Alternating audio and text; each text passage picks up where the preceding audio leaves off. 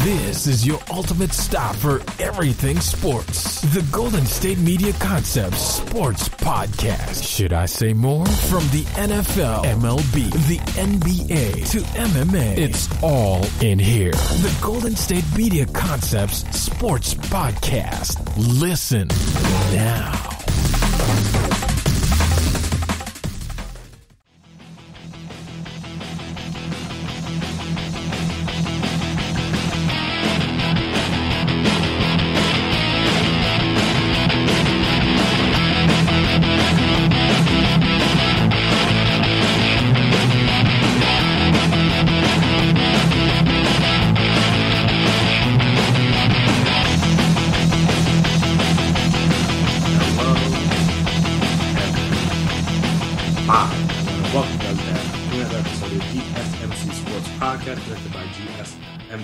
Podcast Network. My name is Chris Blades, and before I get started today, I'm going to make sure I take the time out to remind you, as always, if you haven't already, subscribe to the podcast, make sure you never miss an episode, make sure you're always on top when we drop our latest stuff. Also, if you could please as well, give us a 5-star rating, write us a nice review. Very appreciated, very helpful. I'll see what you guys like, what you guys dislike, the ways you can improve, all that fun stuff. And also, if you're on social media, we're on social media, so you can find us there, Twitter, Instagram, Facebook. We can talk, we can chat, we can debate, we can discuss, and unfortunately, for myself, because unsurprising to literally anyone who's followed the NFL this year, the Eagles lost. We gotta talk about this Monday night game. Now, when I did the podcast for Monday, I thought we'd have some Tuesday night football to talk about. Apparently that got moved to that got moved to Wednesday, which we will talk about later on, because the fact that there's games going on Wednesday is kind of wild, especially when, apparently there were 2 more positives in the Ravens camp, one with the player and one with the staff member. So yeah, they're just like, yeah, we're going to play Wednesday. It's fine. Regardless, like I said, just wanted to touch on the Monday night game, Seahawks and Eagles. Unsurprisingly, the Seahawks played another relatively close game. By the end, obviously the Eagles scored in that weird Hail Mary with like 12 seconds left to make the margin a little bit closer, than went for a 2-point conversion, which was obviously significant to some. Definitely led to some happiness and some heartbreak, if you know what I mean. But yeah, the game in general was kind of We'll talk about the Eagles more in depth in the next segment, because I have a whole thing about that and just kind of like what's going on there, and like who may or may not be fired, or may or may not be benched, or may or may not be on the team next year, or a part of the team, I should say, not on the team, but a part of the team. But the story of this game was clearly DK Metcalf cementing himself as one of the best receivers in the league, bar none. I mean, Darius Slay, from what I've seen this year and what I've seen over the course of his career, is a very good corner. Like, I feel like I think that's pretty fair to say. Like, he's a pretty good corner. DK Metcalf did whatever he wanted on Darius Slay. I mean, it was bad. It was very bad. He now leads the league in receiving. He surpassed Tyreek Hill with his game. Obviously, Tyreek Hill had the 200-plus yarder. He wasn't exactly that. Didn't exactly have a Tyreek Hill game, but due to the stuff he had done before, he's now the league leader in receiving yards in only his second year. And funny enough, apparently, he claims that, well, not claims, but he said that defense coordinator Jim Schwartz, I don't know if it was like before the game or after the game or whatever, he went up to him and said that, like, oh, I watched your film, I was in Detroit with Megatron, like, you're not there yet. But apparently, per the Eagles and stuff, and like source from there, it was like more of like, hey, like, you're getting there, but you're just not, like, you're not there yet. But he took it as a slight, much like, how the Michael Jordans and the Larry Birds of the world will perceive literally anything as a slight. There was literally a story that came out. I think it was Sean Kemp was on the Knuckleheads podcast, and he was talking about how, I guess maybe it was the first time he played them, or whatever, he dropped like 40 or 50 on him, because he broke all his, like, Larry Bird was kind of like upset that he broke all his records in Indiana, because they're both from Indiana, and like he like dunked on his brother or something like that, just like things that like you shouldn't really be that mad about. He was, and thus, Sean Kemp caught the brunt of that. And obviously, if you watched any of The Last Dance, about about Michael doing, whatever he can to find an edge on his opponent. So, like I said, this may not have been that level, because obviously DK is not at that level yet, but in the same vein. And funny enough, they compared their first 27 games. I think someone on ESPN SportsCenter tweeted out this graphic. I guess this was early Tuesday morning.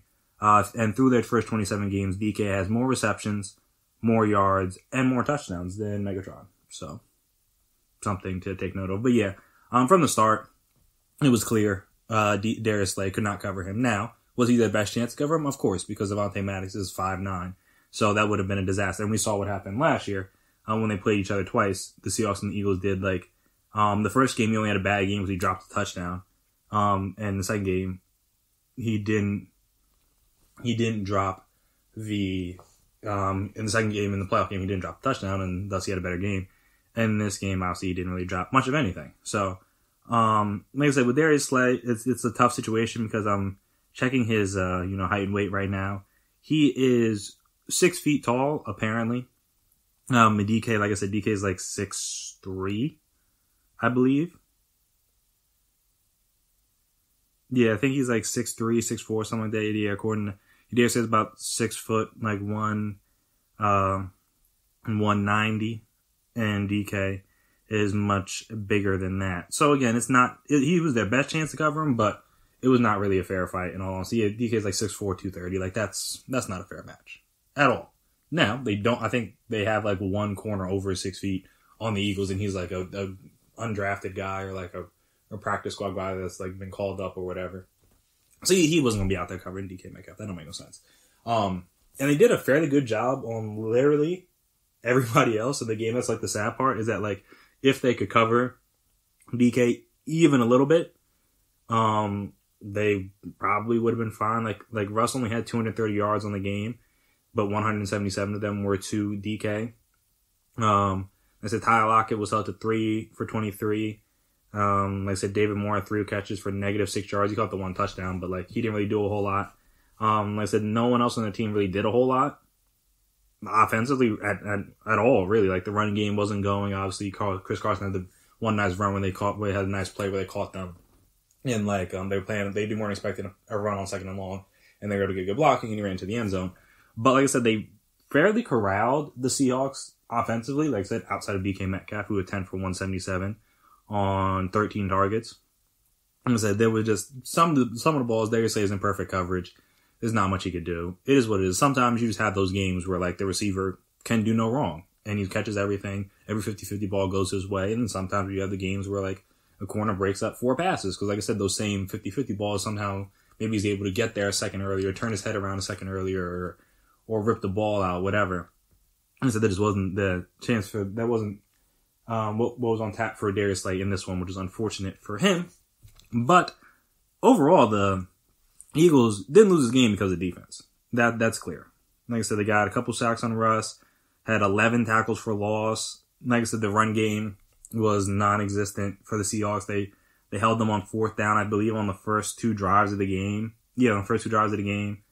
Like I said, the reason why they were down is because of the offense. They only gave up 2 touchdowns. They ended up giving up 3 field goal drives in the rest of the game. And a lot of those were because of turnover on downs or short fields and things like that, because of the Eagles offense and their inability to get the ball moving. Like I said, the Eagles defense played well enough to win. Again, you maybe double DK Metcalf or do something else differently on him than just let him go one-on-one with the corner who, as we saw yesterday, was completely was obviously overmatched. Like I said, no slight to Darius Slay, because he's good. But it was clear as day that he couldn't cover him. That is what it is. But still, like I said, maybe you do something differently in the second half or something, try something else. Then maybe they can lessen his numbers, and then maybe they score even less points. You never know. Like I said, obviously the story of this game, and the story of basically every Eagles game and every Eagles loss, is the fact the offense is still bad. Coming into the game, there was talk of Jalen Hurts maybe getting more run, more reps in the game. That obviously was untrue. I think he played 2 snaps, threw the ball once, nice little 6-yard out. Then the other time he was in on a 3rd and 2, it's an RPO. The left guard got blown up on when he was pulling. So though he could have thrown the bubble, And I get that there was bubble tag to it. Like, he could have thrown it out wide to the receiver because the slot guy was crashing down to stop the run and to guard against Jalen Hurts keeping the ball, which makes sense.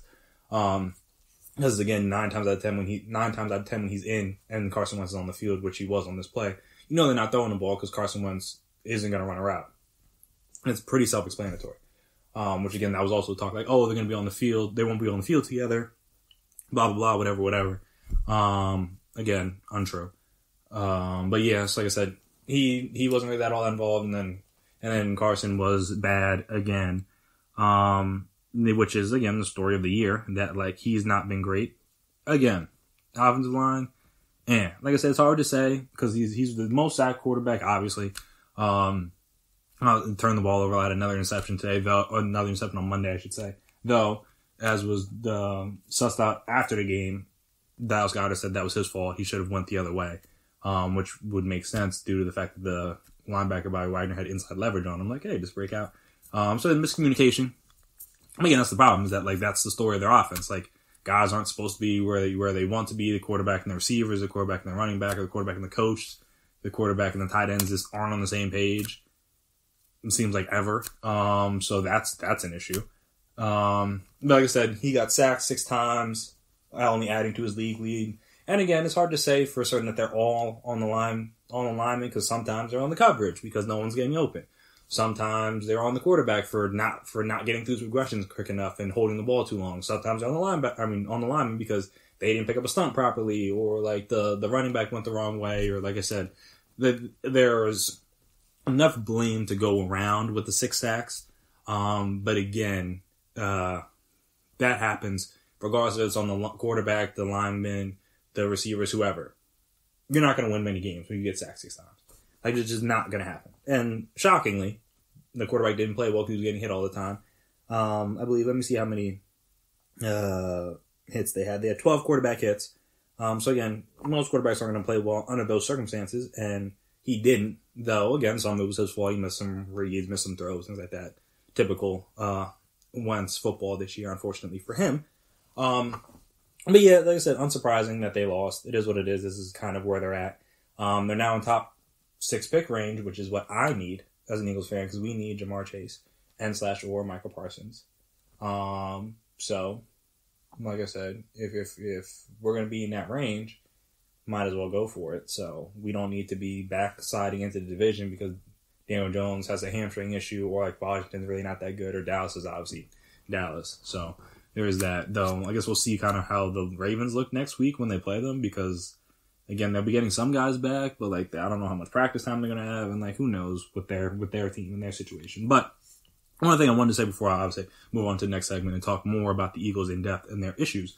The Seahawks defense played better. Like again, it was coming to the game one of the worst defenses in the league, and they didn't play that badly. Now you could argue they're not really playing a very good offense, so that makes, like I said, something's got to give. Because if it's bad offense, bad defense, someone's got to look good. And in this instance, the defense won. Jamal Adams had a nice day, though. Again, if you're a linebacker, or if you're a safety and your best ability is your pass rushing ability, not really sure if that's a good thing. Like I said, he's good at it. He's good at blitzing and rushing the passes, things like that, and being around the line of scrimmage. So that's, again, cool. Use him how you want to use him. But like I said, it's clear when he's in coverage, or has to be in coverage, like he's not. Let's say he's terrible, but he's not that good. So there's that. Like I said, he had a good day. Like I said, they got 6 sacks as a team, which is good. Like I said, they don't really have that good of a pass rush, but to get 6 sacks is good. I know they got some guys back. They got Shaquille Griffin back the corner. So again, that helps. He's a Pro Bowler, so that'll help their pass defense a little bit. Hopefully, again, he can take away some, or slow down some number ones. I don't know if he's necessarily he's not Jalen Ramsey, but like I said, he can at least slow down to number one, so not giving up chunk plays and big plays in passing game every week, which is what they were doing before. And so that'll be the interesting thing to tell, is this an aberration, or is this even last week, or was it last week? Yeah, last week against the Cardinals, they didn't play that poorly. The Rams game, they didn't play that poorly. The defense, they've been better the last few weeks. And then coming up, they play the Giants, the Jets, Washington, the Rams again, and the Niners. So not exactly a hot offense in the group, especially when they're playing the Giants, that Daniel Jones can't play, or Or even if he is plays kind of limited because of the hamstring, like that's not a good offense. The Jets are the Jets. Washington, we'll see what they can do because obviously Alex Smith is the best quarterback option. But overall, like there's not a whole lot of explosion on that offense outside of obviously they got Terry McLaurin. Antonio Gibson has looked very good. But again, Alex Smith is just efficient. So you got to kind of figure that out. They're going to make your linebackers tackle in space, chucking the ball down to Gibson and McKissick. Instead, the Rams, we'll see what Jared Goff's playing like. Because, again, they're 7-4. They're a good team. But if you get a bad Jared Goff day, that offense isn't going to be that good. And the Niners are Niners. Like I said, they'll probably be competitive and play hard. But we don't know what they look like at that point in time. Still be Mullins. I don't know if Jimmy G could be back, something like that. So, yeah, that'll be interesting to see as we go forward. Is like, can the Seahawks defense continue to play as well as they've played the last few games? Because if they can, then they may hold on to that number 2 seed in the NFC East, in the NFC, not NFC East. NFC, where they're at right now behind only the Saints. So like I said, yeah, I think they have the tiebreaker over the Packers. It's like I said, if they can hold that, if they can play better defense, if Russ can not turn the ball over, he didn't turn the ball over yesterday, or 2 days ago when you guys are hearing this. Like I said, that's what he had been doing when they were losing. So if he's not going to turn the ball over, that'll be good. They're not going to play too many like great defenses in this next stretch, though. Washington, their front four and stuff could present a problem for them. Because obviously, like I said, the Eagles defensive line didn't have a problem at all in the game, whether it was in the run game or they didn't get as many sacks as the Seahawks did. But again, you get the point. Like, they had a very good day. So Washington could have the same day. And even like the Giants defense isn't terrible. It's just not like great. But it isn't terrible. Like they're a solid defense. They have a number 1 corner. Though I don't know how he'll do against DK either. We'll see about that. Like I said, if their defense plays better and Russell doesn't turn the ball over, then they can very easily hold on to that number 2 seed. And potentially, maybe get to the 1, depending on if the Saints drop a few games down the stretch, but we'll kind of see what happens with that. But yeah, so shout out to Seahawks getting the dub, and shout out to the Eagles for losing and being that much closer to a premier talent, which is what they need because they just need talent on that roster, top to bottom. So after we come back here, we will discuss the Eagles and their issues, and like I said, who's going to stay? Is the coach going to go? Is the quarterback going to go? Is the GM going to go? And I said we'll discuss all of that right after the break. Stay right there.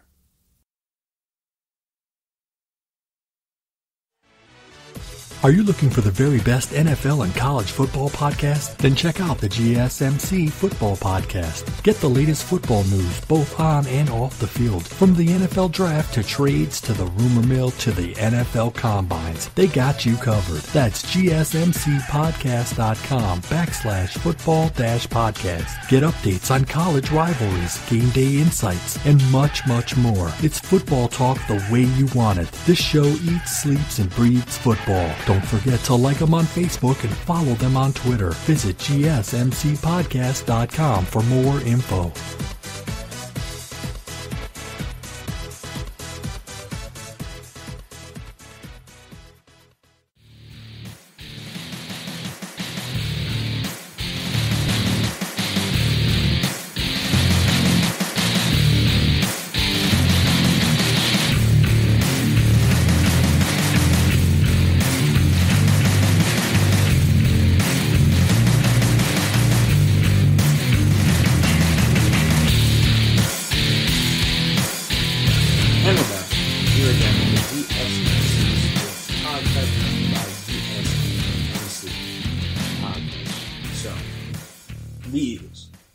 Like I said, obviously I know not all of you guys out there are Eagles fans, nor are you fans of teams in the NFC East, so you may not care, generally speaking, about the overarching issues and the dilemma that the team faces going forward.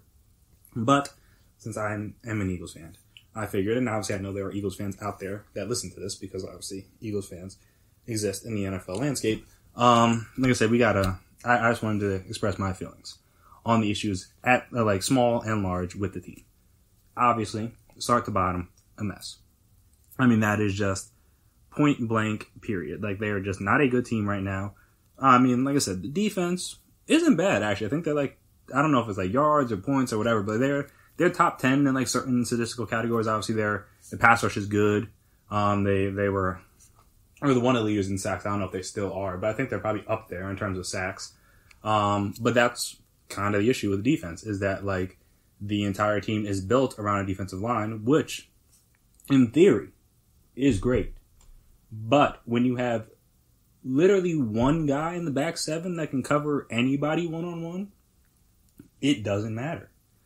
Obviously, Nakobe Coleman had a decent game yesterday, probably, arguably, his best game. I don't know. I don't watch all 22.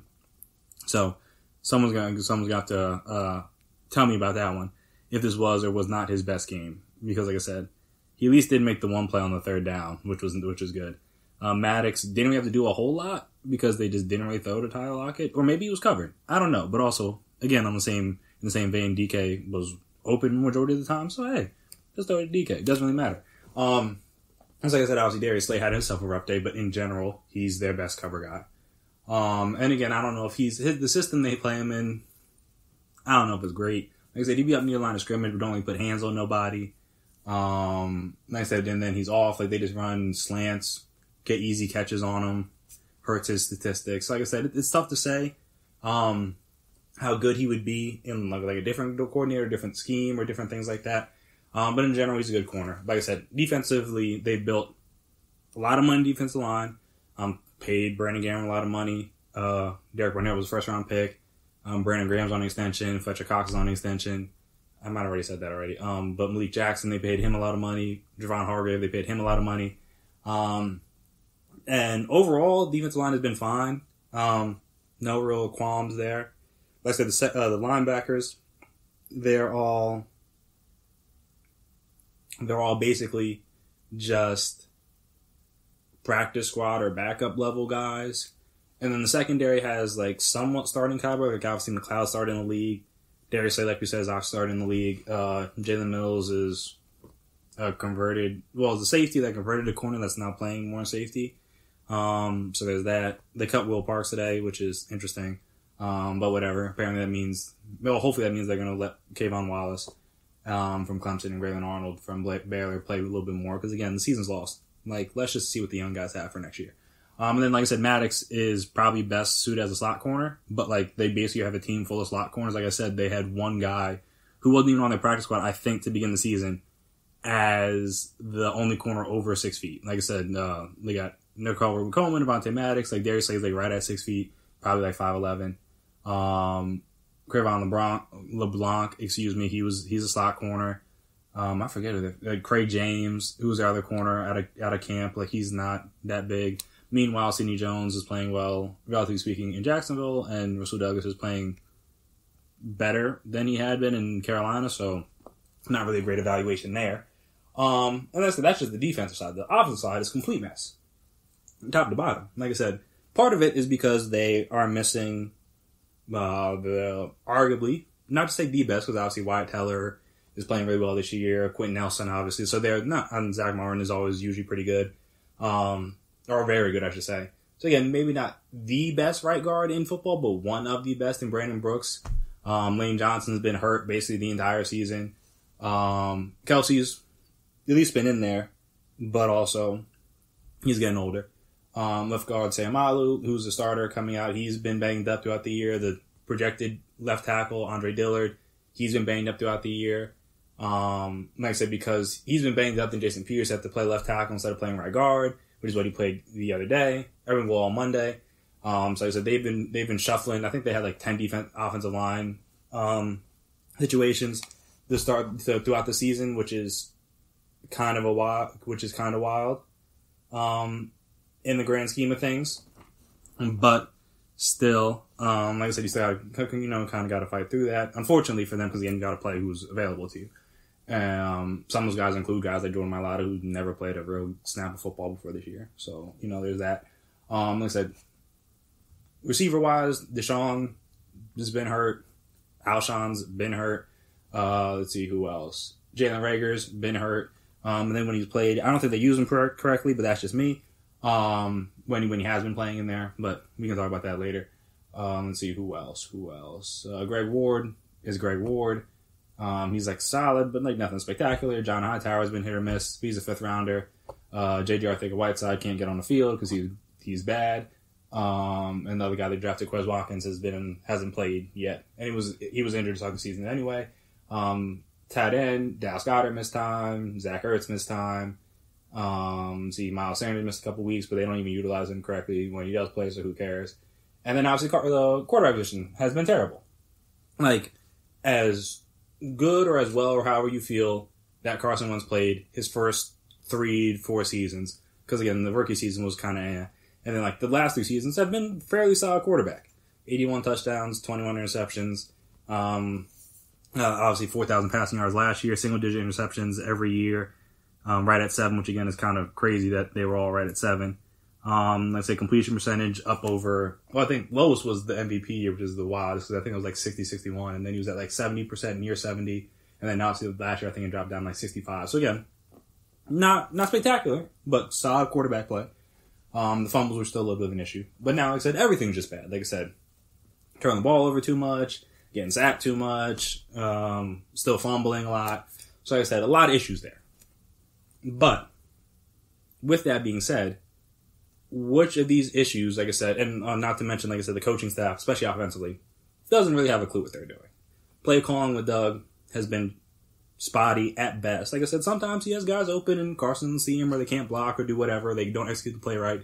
Sometimes, like I said, they're calling plays in situations and it's just like, why would you do that?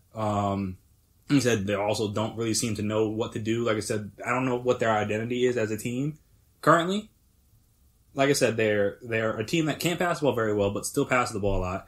Has a running back that is probably their most explosive player, and again until they figure out what to do with Jalen Reagor, and don't give him the ball nearly enough. And he was like tops in yards per carry coming into the week. Obviously dipped a little bit, but he only had 6 carries this game in a game that was not out, like was relatively close in the first half up until like again they got the 2 touchdowns. Then in the second half, it was still touch and go there for a while. So again, it's not good. They were down 3 touchdowns, 4 touchdowns, or something like that early in the game. Where it's like, all right, we can ban the run. Like no, they dropped back I think like 48 times in a game where like they ended up losing by 6 eventually, obviously, but it was relatively close for most of the game.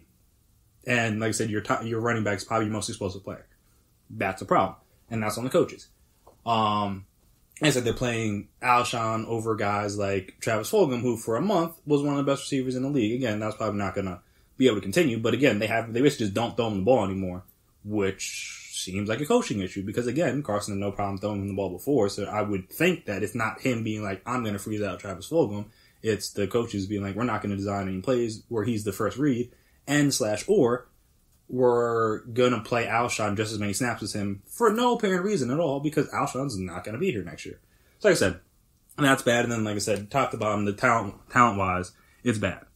But I would say that if you look through the 3 main aspects of the team, quarterback, coach, GM, which one, like I said, I'll rank them 1 to 3, who I think is the most likely to go. At least, or I would be most likely to fire or get replaced. Let me just say that. I don't know exactly what Jeffrey Lurie is going to do. But if I were going to pick one of those guys, Howie got to go first. Clear as day. He's got to go. Because clearly whatever is going on with his picks and what the coaching staff wants, they don't really seem to be on the same page here. Like, when you pick a quarterback in the second round, after your quarterback, again, he got knocked out in the playoffs with a concussion, but after your quarterback helps lead the team to the playoffs, cast the Nick Foles' shadow is gone from him because he led the team to the playoffs. You draft a quarterback in the second round for no apparent reason. And it's clear the coach has no idea how to use him because, again, even in the week where he was supposed to get increased reps, he didn't see the field, literally ever. So like I said, clearly there's a disconnect. On top of the fact that they brought in guys that they've either traded for guys or signed guys that the coaches just don't use or won't play.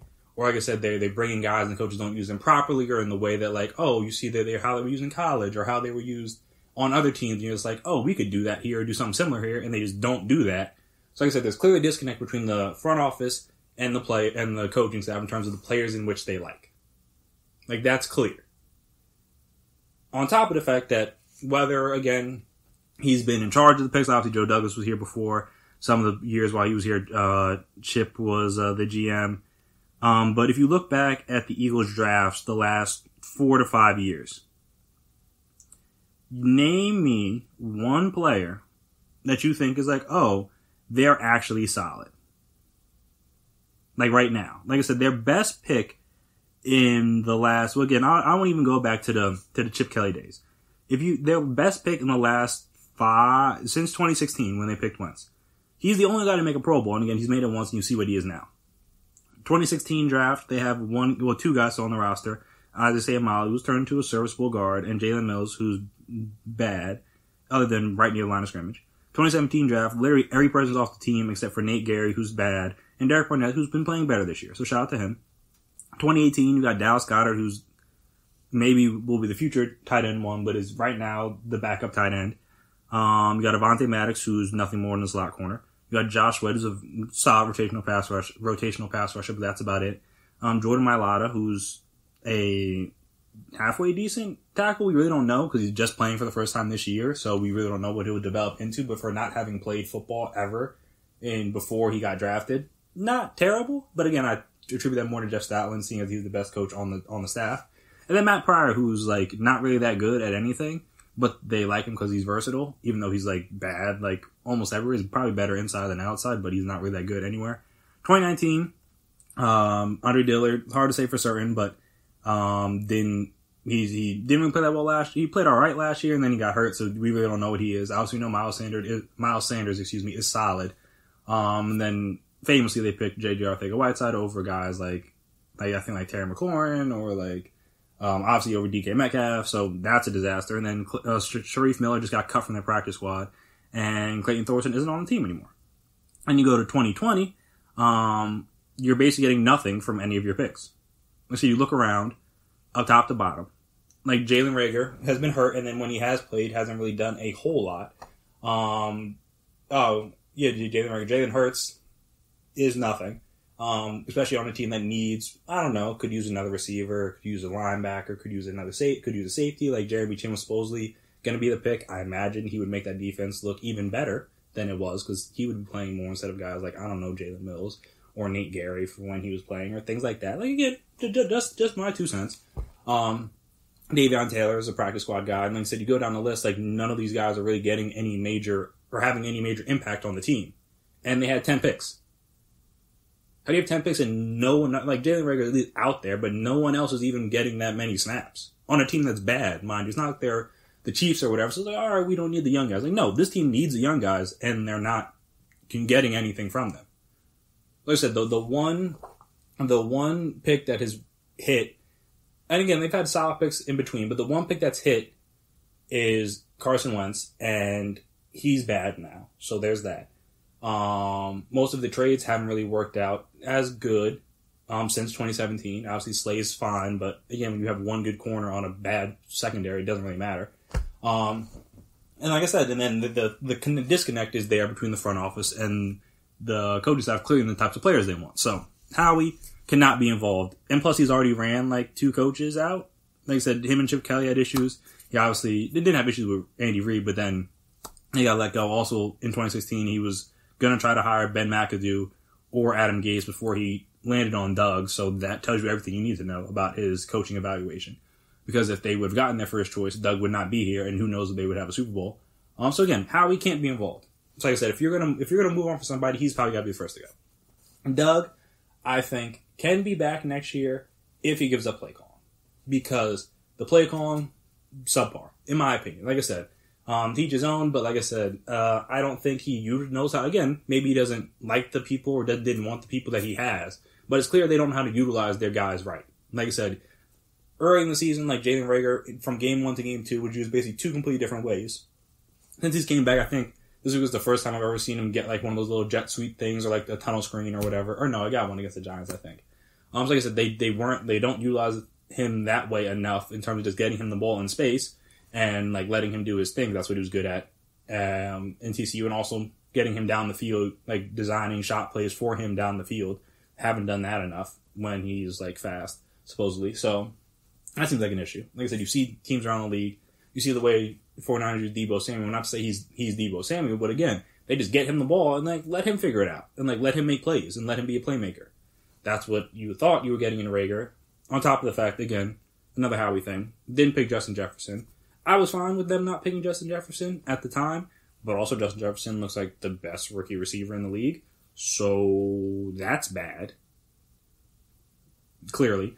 So that's another notch on Howie's bad belt. Like I said, I think Doug just needs to give up play calling. Like I said, it seems like the players still like him. They're still trying hard. The defense is still trying hard. Like I said, the offense is trying, I think. So like I said, I don't think they've given up on him. Like he hasn't lost the locker room, but clearly there's something wrong with the offense. And like I said, everyone will say like, oh, the quarterback play hasn't been great.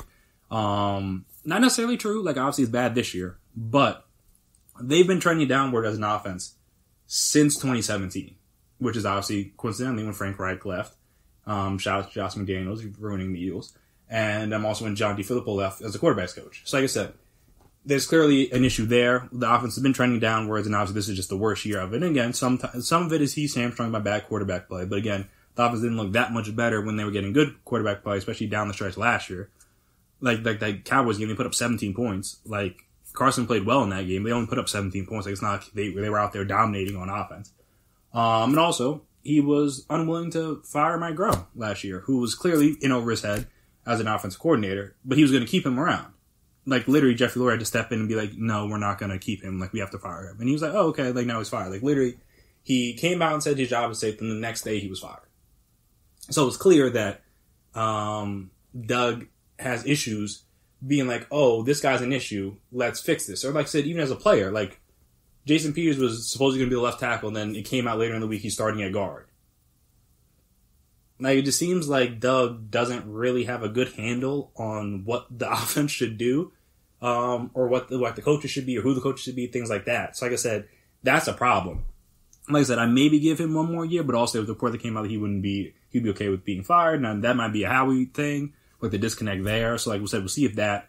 Like I said, I don't think like if it's an ultimatum between like him and Howie, I feel like you should probably pick the coach. But again, that's just me. And then also you go to quarterback. And now I understand why people would want to move on from Carson. Because, again, been terrible. Objectively, maybe the worst quarterback in the league. Well, statistically, maybe the worst quarterback in the league, depending on like what statistics you look at. But I will say that over the last 3 years, he has been solid. And because of that, I feel like you probably don't give up on him over one very bad, like I said, not good at all, but one very bad season. Like I said, I don't think you do that. But that's just me. Like I said, I don't think you do that after one very bad season. Like I said, because the guys like I said, Peyton Manning's had bad seasons, especially his first couple years. He was throwing like 20 picks a year. Eli Manning almost got run out of town the year before he won the Super Bowl. Like I said, Brett Favre's had multiple 20 interception years. Big Ben was kind of his fifth year. So like I said, like there are guys that have had bad years. And then some of them have bounced back, some of them have continued. So like I said, and plus also they're tied to the contract, like you really can't get rid of them. So I feel you probably got to give him one more year. I feel you got to give him one more year with Doug not being the play caller. Just to see, like I said, if he's bad still next year, then like it wasn't just Doug. Or even like I said, maybe Hurts plays a couple games and end the season once the season's kind of lost, and then you see there if it's Doug or if it's Carson. But like I said, I think. Just because you're kind of tied to him, and if you trade for him, you have like the highest dead cap hit in like NFL history or something, even though, like I said, it's less than cutting him, but still, like, it's probably too hard to trade him, on your finances, just because, again, Howie has, got them in a situation where they're going to be very high over the cap, before cuts and things like that. And also they're a very bad team. Like normally bad teams have like low cap hits or like or have a lot of salary cap space because they're like not paying anybody a lot. Like the Eagles are paying a lot of people a lot of money, and the team is bad, which again is an Howie issue.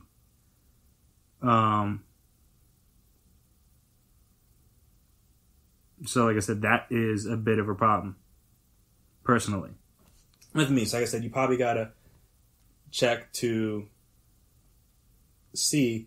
You probably gotta check to see if it's an aberration or if this is who Carson is. And I think because of that, you give him one more year. So like I said, I think he's the most likely to still be on the roster, still be a part of this Eagles team next year, depending on, like I said, if they move on from the GM and maybe the GM comes in and he has an ultimatum like, no, we gotta get Carson out of there, and that's different. But that's just me. And then, like I said, Doug is in the middle because I think you probably give him 1 year if he's willing to give up play calling. If he's not, then like you maybe have to let him go. Just because, again, the offense has been bad, and if you're an offensive coach, that's on you. And then Howie, there's no reason Howie should be around, like, at all, unless the GM just loves the Lurie just loves him. Like, there's no other reason, because all the things he's done, obviously he assembled a Super Bowl winning team, technically. Not technically, like they did. But like since then, most of his moves haven't been great. His moves, even during that year, just all kind of magically hit. Like I said, the moves pre and post that haven't really hit the same way. So the drafts have been abysmal. Like I said, their elite talent is where, please tell me. And they're in a terrible cap situation. So like I said, all the things the GM's supposed to be good at, he's bad at. So like, how can he still be the GM? Especially when the team is somethable. So like I said, somebody's going to be gone out of these three. There's no way all three of them are back. I think like that, like there's, if that happens, then you're telling me you don't really think, like you don't really care if you're the owner. Like I said, you're clearly okay with putting this type of product out there on the field, and Philly fans won't have that. So like I said, they're going to have to do something. But, like I said, at the very least, Howard's got to be gone. Like I said, Doug should be gone if he's not willing to give up play calling. If he's willing to give up play calling, give him one more year. And then, like I said, same thing kind of with Carson, because they're kind of tied together. So if Doug's going to be back, Carson's going to be back. If Doug's not going to be back, then like the chances of Carson being back are a little bit slimmer, personally. Like I said, it's his guy. Like they drafted him. He's been the starting quarterback his entire time there. Like I said, if you don't have faith in the coach, probably do have a little bit more faith in the player just because he's been great. But again, it's hard to argue because like many people will say like, oh, they won the Super Bowl without him, blah, blah, blah, which is true. But again, if you start saying Bradford or Nick Foles that entire season, chances of you making it to the Super Bowl probably slim. So there is that. You need a great Carson to be able to even get close to having a Super Bowl chance, or chance at a Super Bowl, I should say. So like I said, Howie first, Doug in the middle, and then like Carson I think is the least likely to be gone next year, partly because of what he's done in the past and also just because that contract is crazy. But again, that is just me. After we come back here, we will discuss the tentatively released NBA Christmas Day roster. Christmas Day schedule. Talk about that a little bit, and obviously some people didn't like the matchups, didn't like this, didn't like that, so I'll give my opinions on the games and the matchups and things like that. Go through all 5 of them. So we discuss that right after the break. Stay right there.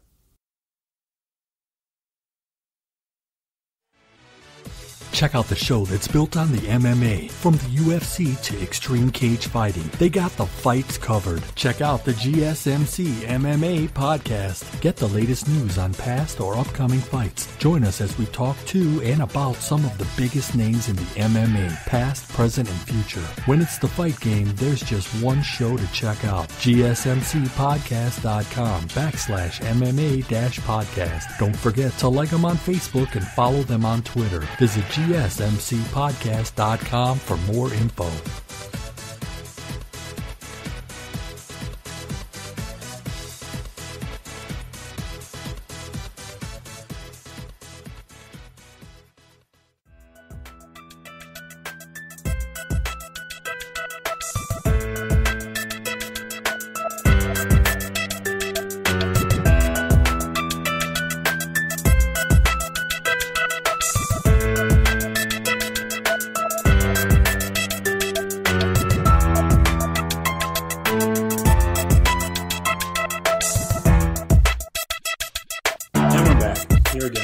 GSMC Sports Podcast presented by GSMC Podcast Network. So as we discussed on the podcast previously, the season is tentatively expected to start back up on the 22nd of December. So about a couple weeks now, actually. Like I said, not really that much time. That's why like media days and stuff like that were happening today. Like I said, you heard Kevin Durant speak for the first time. You heard a bunch of different guys.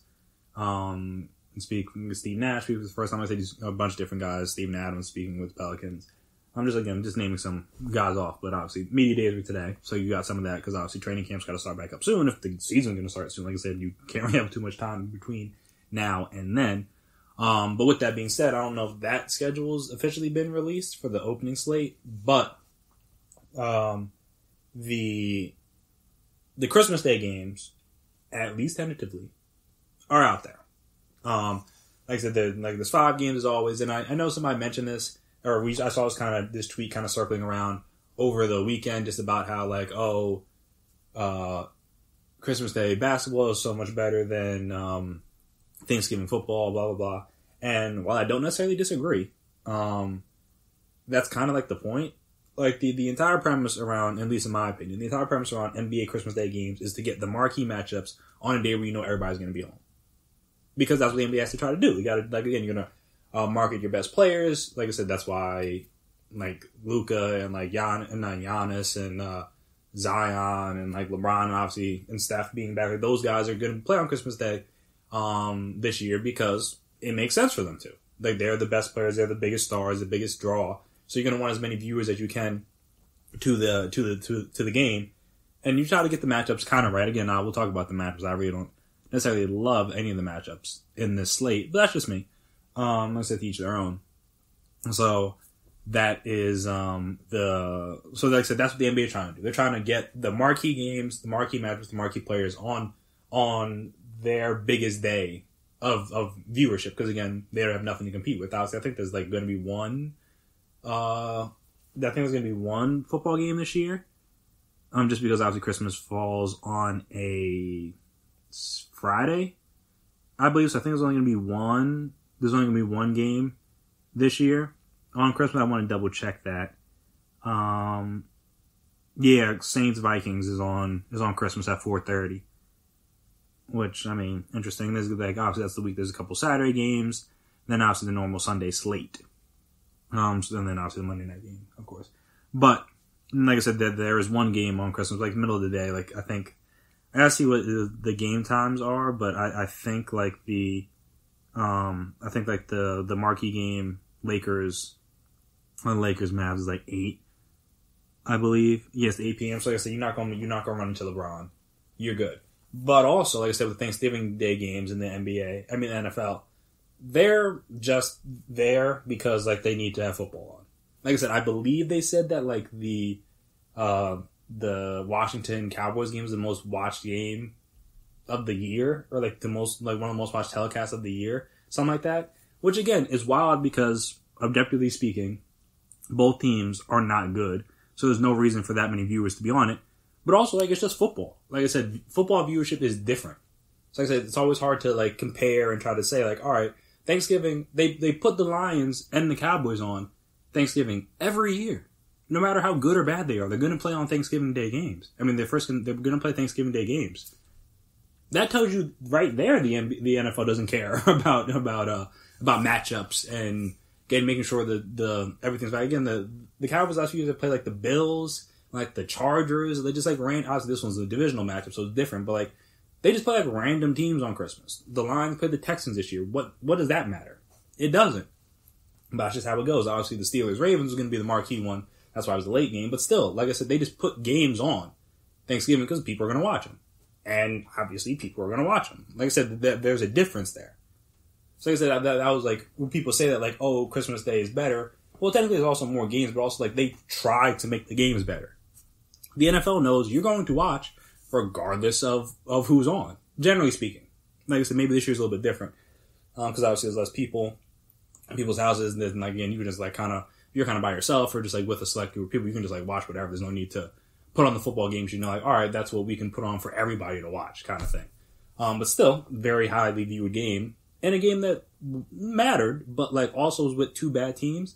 And also the Cowboys got, like, smoked. So it's not like it was even a good game. So like I said, it's a bit of a difference there between the two teams, or between the two sports in terms of what they're trying to do as a league when it comes to the games. Like I said, I know people said that, but I was like, the strategies are a little bit different. That's just me. So like I said, back to the slate. So I believe the first game, a noon game, is Heat Pelicans, which the Pelicans did play on Christmas Day last year, but obviously Zion was hurt.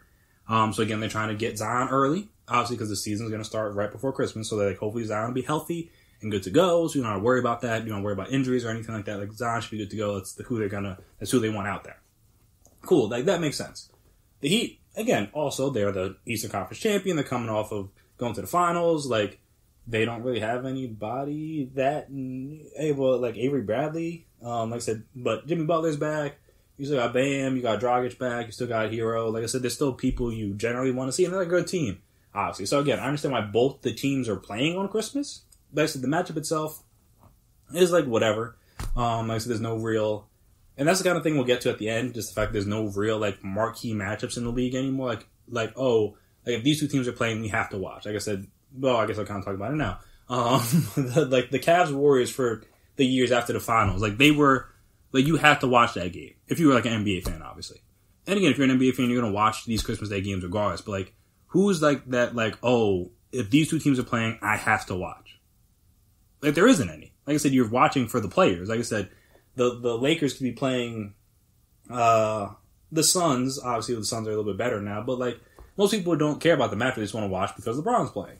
Or, like I said, the Lakers could be playing, even, like, I mean, they're not going to play the Hornets on national TV. But, like, again, I'm trying to think who else. But, like I said, they try to put up, that's why they have to try to put, like, good matchups on these national games.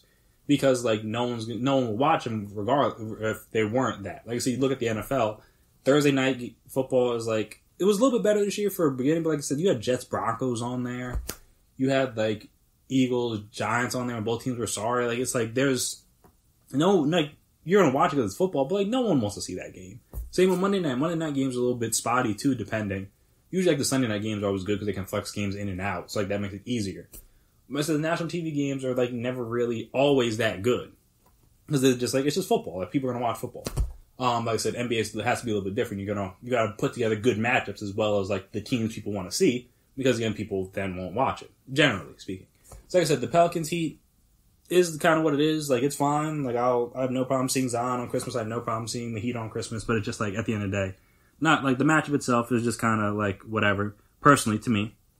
The second game is Warriors Bucks. Now, I understand why you want to put the Warriors on Christmas because Steph's back, but also there's no Clay, so the team's not going to be that good. Relatively speaking, obviously they'll still be fine with Steph healthy, but I said they're not going to be that good. And also with them and the Bucks, I mean, other than like the potential storyline, like hey, you could go to the Warriors next year, kind of thing. I think they have to trade for him.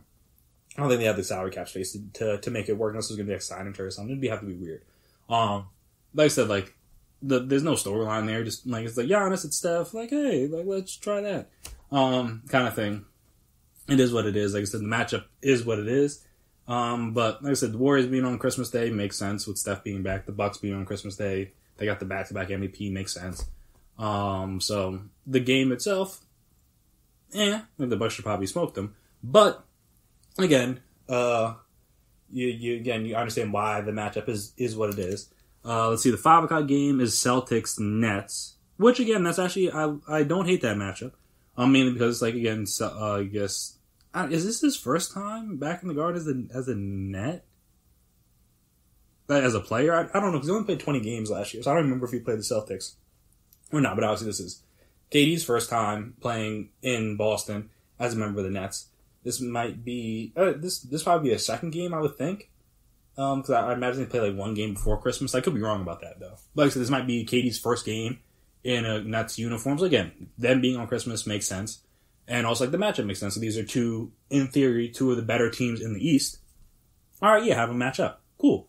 Totally, I'm fine with this matchup 100%. Like I said, I like the matchup and I like the game. And like I said, it should be competitive, should be interesting. The storylines are obviously there and things like that. So, like I said, that makes sense. The next game is Lakers-Mavs, which, again, tells me they are setting up the Luka agenda, which I'm fine with, because they've done it they did it with Giannis, they did it with Steph. Like, again, like, every once in a while, like, they figure out, like, oh, who's the next guy we want to push, and boom, put him on as many national TV games as we can. Same thing happened with the Pelicans. Look at that. Look at all the games the Pelicans were on national TV the first half of the year, when they didn't know Zion was going to be hurt.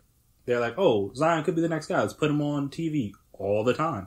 And then, like, he didn't play, and then the Pelicans were on TV all the time, getting killed. Well, not getting killed. Sometimes the games were close. But you get the point. They were just on TV all the time because you thought Zion was going to be that guy. Like, now that Luka could be that next guy, like, again, kind of like the next, he could maybe potentially be the MVP this year.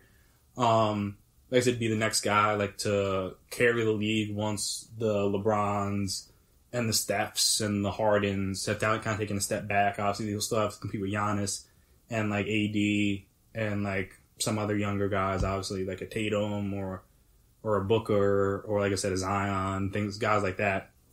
And like I said, I have some competition for that spot. Like I said, he could be that next guy, the next star in the league. And like I said, if this is what they want to try to push, then hey, put him up against the defending champions and the Lakers, who have the biggest star on their team, LeBron. Makes sense. Now, Mavs are probably going to smoke because they don't have KP. Like I said, we'll see how their offense looks. But like I said, no KP. I don't know how they're going to defend Anthony Davis. Like, it's probably not going to be a good game. But again, at least you have Luka, so that's nice. And then obviously they end the night with Clippers Nuggets, which is a rematch of the conference semifinals game. So that has some mystery. It makes sense, but it's 10:30. I don't think people are going to be staying. Like, no one's like as interested in the Clippers this year as they were last year because we kind of know what they are. And like Nuggets, while obviously Jamal Murray looked great and Jokic is one of, if not the best big man in the league. At the end of the day, like, I don't know if they're the draw people want to see. So like I said, I understand why they're the late game. Because normally, like I said, that's like the Portland or something like that will usually be the 10:30 game, depending. But I almost kind of would have rather see them in Portland play, honestly. Because, the Clippers, it's like, yeah. And I know that was the other big thing, was like, oh, like, why not put the two LA teams together, blah, blah, blah. And I think, like, that storyline is, like, kind of dead this year until the Clippers show something. Like I said, if the Clippers would have made the conference finals, it would have won, like, a 7-game series. Like, it was competitive. It was back and forth, like Kawhi and LeBron and PG and AD and things like that. Like, I think, all right, then you could justify maybe having them play again on Christmas. But the Clippers didn't even get that far. Like, they need to show and prove this year that they're even worthy of being mentioned in the same stratosphere. I'm not saying stratosphere. That's disrespectful. In the same league as the Lakers. Like, this year, they need to prove that. Like I said, a lot of last year was all hype and no real discernible, like, proof. Like, oh yeah, the Clippers are going to be this great team just because they have a bunch of good pieces. Like I said, but there was no real, not to say they were good during the regular season, not to say they were bad. But there was no, like, oh yeah, they have this track record, or they have this guy that's been there, or that guy that's been there. Like, it was really just Kawhi and Doc that had any sort of finals experience, or really any good playoff experience, honestly, on the team, more or less. Like I said, most of the other big guys, like the Lou Wills, the Pat Bevs, the PGs, the Montrez, Zubac, like, most of those guys hadn't really done a whole lot in the playoffs, especially not good in the playoffs.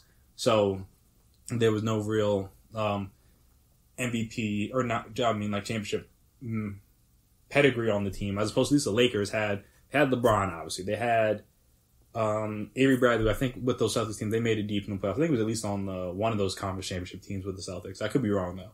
But obviously they had Rondo, they had Danny Green, like, they had guys that had been there before and won championships and done these things. So they, even for the guys like Anthony Davis or Kuzma or Caruso or KCP that hadn't done it before, they had guys to fall back on.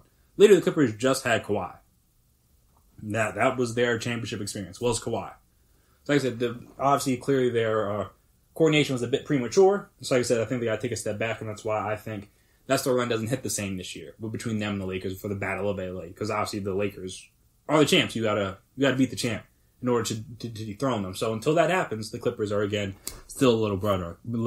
Unfortunately, so like I said, I feel like some people were talking about that, like, why not have that? And I feel like that storyline, it doesn't hit the same the second year around, especially when the first year we never even got in the playoffs, which is what we were supposed to get. Potentially, again, Nuggets still have to do what they have to do. So I'm not going to say that the Clippers didn't have their chance. They did, but like I'm saying, like, they didn't get the job done. So it is what it is at that point. Also, I forgot the Warriors had James Wiseman as well, like first round, number 2 pick? Yeah, number 2 pick. So again, it makes sense why they're on Christmas Day. But like I said, that's just my opinions on the Christmas Day slate. Like I said, should be a good day of basketball overall. Again, a lot of marquee players, some marquee teams. Like I said, the matchups are hit or miss depending on the game. But like I said, you got players that people want to see, and at the end of the day, that's what you want on Christmas. You got teams people want to see and players people want to see. Matchups are the matchups, but like I said, there's no Cavs Warriors anymore. Like, that's not a thing. It doesn't exist. Like, there's no 2 teams. Like, there's no rivalry. There's no combination of teams where you, like, put them together. Even like the Warriors Thunder for those matchups are always, like, pretty solid. Even like after KD left.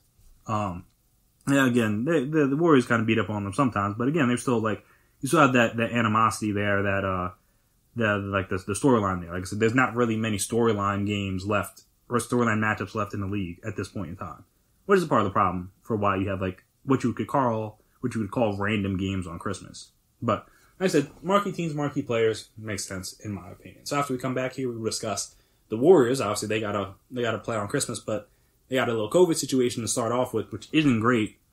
Also, just kind of just like how the NBA is going to fall in the same trap that every other major sports league, i.e. like the NFL and the MLB has fallen into, and kind of just hope and pray strategy kind of thing as they go through the season.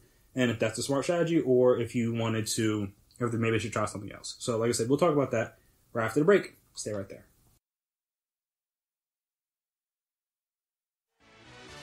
Are you looking for help for your fantasy football team? Check out the GSMC Fantasy Football Podcast. Get today's best advice on who to start, who to sit, even who you should draft. From sleeper picks to red-hot lineups, they got it all covered for you. That's gsmcpodcast.com/fantasy-football-podcast. We'll cover traditional leagues, dynasty, PPR, even IDP leagues. When you need fantasy help, there's just one show to hit up. Don't forget to like them on Facebook and follow them on Twitter. Visit gsmcpodcast.com for more info.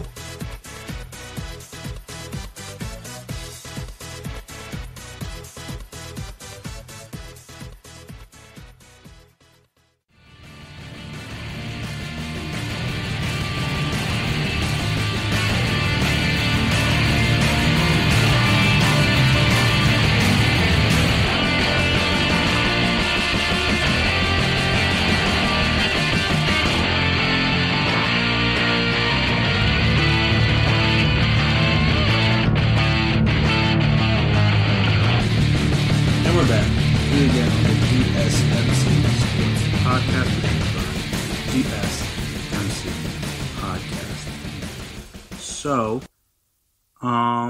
yeah, 2 Warriors tested positive.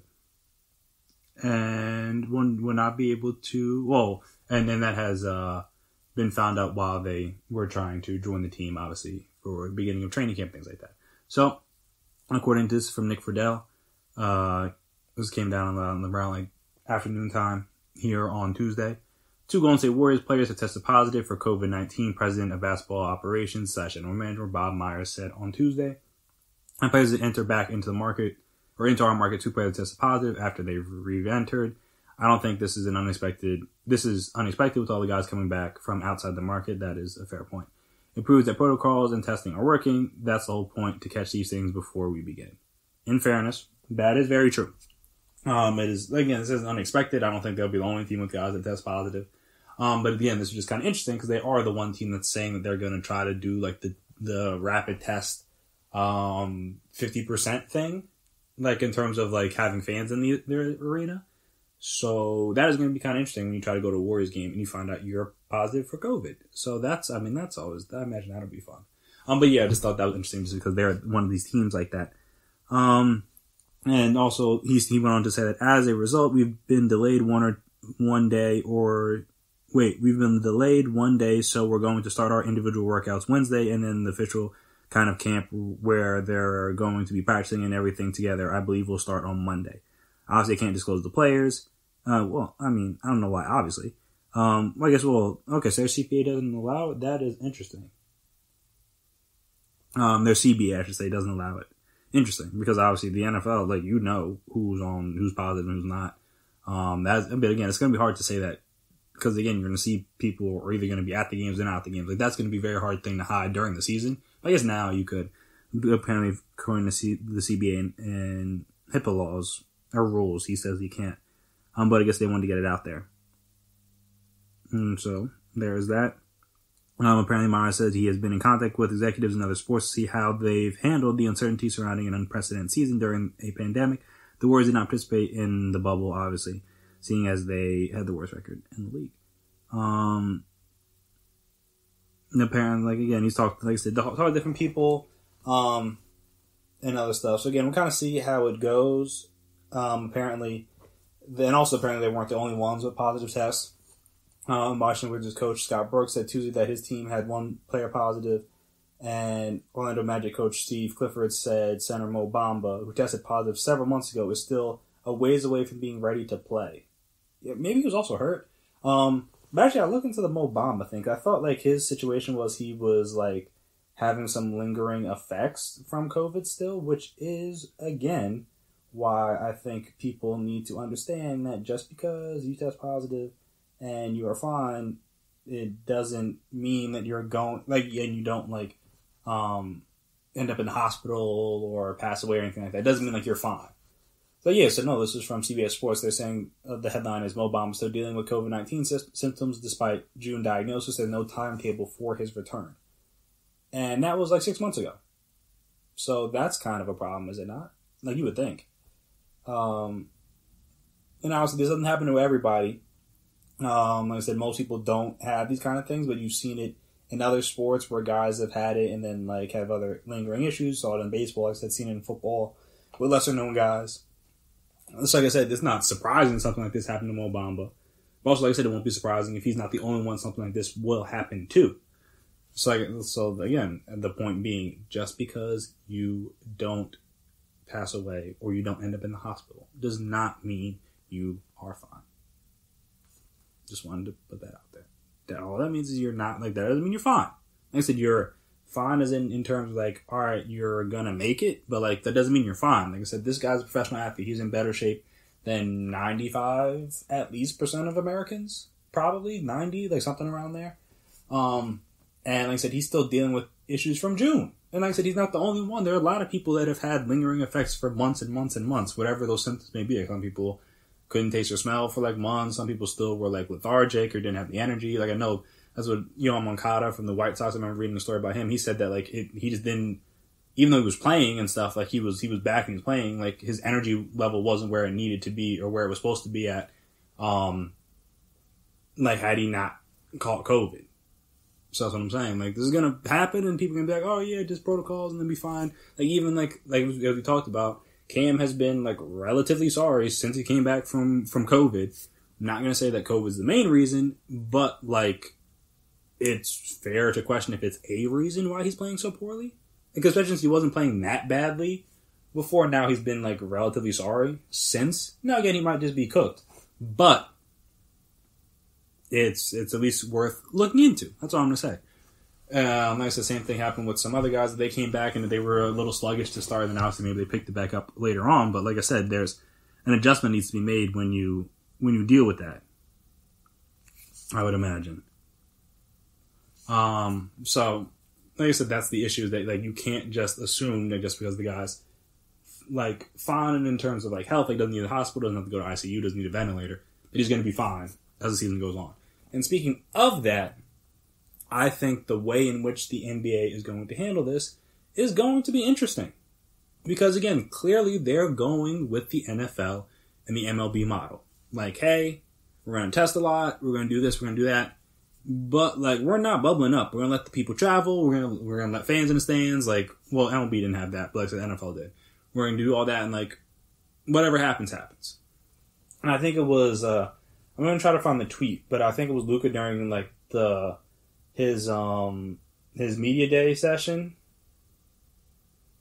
basically said that the team that deals with COVID the best will be the big story here throughout. Oh yeah, it was Tim McMahon. McMahon. I think I said the same thing twice, but covers the NBA for ESPN. He said that Luka said that Luka on key to contending this season. Quote, which team is not going to have COVID-19 positive people? And I think that's going to be the story. Because like I said, the difference in like the NFL or like even college or like MLB, things like that, is that like, again, you could postpone games and like reschedule them. Like I said, the NBA is going to have the length of season where you could. But like I said, there's 2 to 4, well, depending on the week, 2 to 4 games a week in the NBA. So again, if you have, say, like LeBron or Anthony Davis or Luka or like Zion or just any random, like Karis LeVert, like just a random person test positive, there's a chance they miss like 6 games. And that matters. Again, if you gotta do like 10 days at least, like there's a chance you miss, well, maybe not 6, but there's a chance you miss at least 3 to 4 games. Like, that's a big deal. And that'll be a bigger deal, because like I said, we'll see what happens in the NFL and their playoffs. And they do try to decide to bubble it up. The same thing with the MLB, because the MLB tried to bubble it up later on, and like they didn't have any positive tests until Justin Turner, so that would have been a mess. Had he, had the series gone 7. And we'll see, like I said, NFL was going to happen there with COVID positive people, and if people are going to have to miss playoff games and things like that. But like I said, that's going to be an interesting situation, because like all right, like the NFL's only one game, but like I said, that could cost a team a series. I don't say cost because, cost is the right word. They could cost a team a series. Like I said, if the Broncos like were really in a serious hunt, or like say the Niners were in a serious hunt, like I said, them not getting their games switched back, or even like the Raiders earlier this year where they have to play with some people on the COVID list, and everybody's had to do it.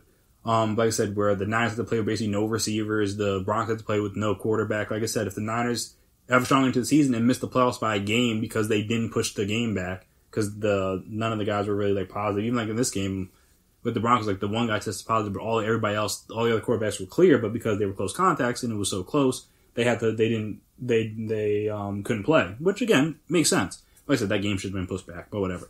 Like I said, that could end up costing a team a playoff chance. Like I said, if the Niners were less injured and, like I said, get on a hot streak to end the season and finish like 9-7, 10-6 or whatever, miss the playoffs by a game because they have to play the Packers with no receivers. Like that's a big deal. And like I said, that same thing is going to happen throughout the NBA season because they're not bubbling up, which again, I understand why they're not. But like I said, you saw the success of the bubble before and you saw less success with no bubble in the MLB and in the NFL. So again, unless you're just okay with having COVID positives and, like I said, outbreaks throughout the league, like if you're okay with that, then all right, then okay, yeah, then play in your home arenas and like try to get some fans in the stands and make money that way, whatever. Like I said, if you're trying to do it safely, then you wouldn't be doing that. Like you'd be trying to do another bubble situation. Again, it'd be much more difficult with 30 teams as opposed to like, what was it, like 22? Like it'd be much more difficult. I'm not saying it'd be easy. But again, that's why these guys get paid the big bucks to make these tough decisions. But like I said, like that's a very acute observation there. Is that like, look, the team that has to deal with COVID the least may be the one that hoists the trophy at the end. And like I said, no matter when it is, during the regular season, during the playoffs, whatever, like whenever you potentially have anybody come in contact, or let's say anyone test positive, things like that, teams like handle it the best, or have like the fewest outbreaks, or whatever you want to call it. They're the teams that are probably going to be the most successful. Like I said, I think that's just going to be the case in point of the season. So, like I said, we'll kind of see what happens there, but it's clear, as we're going to see, I'm going to see more positive tests trickle in as, again, people return from out of market to their home market. And like I said, through the season, we're going to see a lot of positives. I don't know what the number a lot would be, but like I said, we're going to see positives. We're not going to go through the whole season like the NBA did with the bubble where no one tests positive. It's not going to happen. It does not. We already have people test positive now. Granted, we did that before when they first came down to Disney, but you get the point. You're going to have people test positive, you're going to have people miss games. Like, they got to figure that part out. Like, obviously, the NFL has a COVID list where, like, all right, like, you have extra roster spots, basically, so you have to, like, put a guy on IR for COVID. Like, he can just be on the COVID list, and then you can add guys, elevate guys, whatever. Then, like, take him off the COVID list, whatever, what have you. Like I said, I don't know if the NBA has that or what their plan is for that. But they need to have a plan because, like I said, that's going to happen. If you watch the NFL, if you watch MLB this year, clear as day that people are going to test positive during the season. Now, how many or how bad, that's up to the teams and up to the protocols and things like that. But in terms of people just testing positive, period, it's going to happen. So, like I said, you got to be prepared for it. Like I said, hopefully these teams are prepared for it, and hopefully the league is prepared for it, and how you're going to deal with it, and how you're going to handle it. Because, like I said, it's tough when you have 3 to 4 games in a week. So, like I said, if a guy tests positive, if you have a Rudy Gobert situation where he tests positive before the game, like, how do you play that game? And again, you could argue that for a lot of these teams. And a lot of these games that have been playing in the NFL, obviously the NFL's got a lot of credit from certain people for not postponing a game, but we'll talk about that later on when we talk about the Wednesday night game and how that was outrageous, that it's been pushed around so much when other games weren't, and they should have. But it is what it is. But yes, like I said, hopefully the NBA has a plan.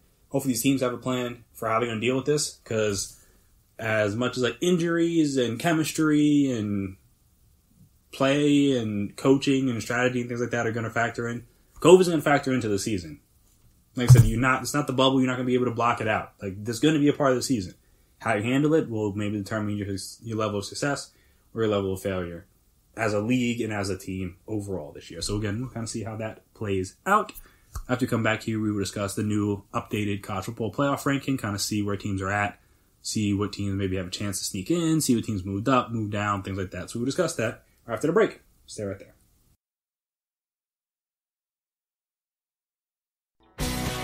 Are you looking to get your college football fix? Looking to get the latest news on your favorite school's team? The GSMC College Football Podcast is your ticket to all things college football. Join us as we talk college football from the national championship, the college rivalries, the bowl game, to the Heisman Trophy. To which conference is the best? We've got you covered for the Big Ten, SEC, Big 12, the Pac-12, ACC, and everything in between. Download the GSMC College Football Podcast on iTunes, Stitcher, SoundCloud, Google Play, or anywhere you find podcasts. Just type GSMC in the search bar.